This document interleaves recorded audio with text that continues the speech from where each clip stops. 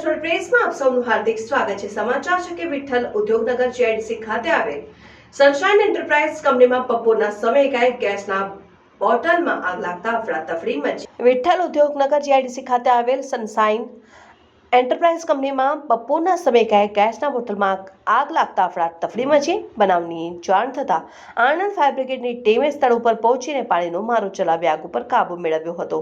સદનસીબે આગની આ ઘટનામાં કોઈ જાનહાનિ થયેલ નથી। આણંદ તાલુકાના વિઠ્ઠલ ઉદ્યોગનગર સ્થિત જીઆઈડીસીના પ્લોટ નંબર 1990માં આવેલ સનશાઇન એન્ટરપ્રાઇઝ નામની કંપની આવેલ છે। આ કંપનીમાં આજરોજ બપોરના સમયે એકાએક ગેસના બોટલમાં આગ લાગી હતી।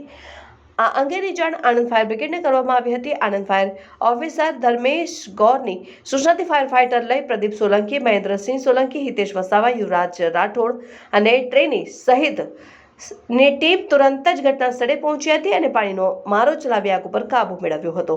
આગની આ ઘટનામાં સદનસીબે કોઈ જાનહાનિ થવા પામી નથી, પરંતુ કંપનીમાંનો સરસામાન અને મશીનરીને નુકસાન પહોંચ્યું હોવાનું જાણવા મળેલ છે।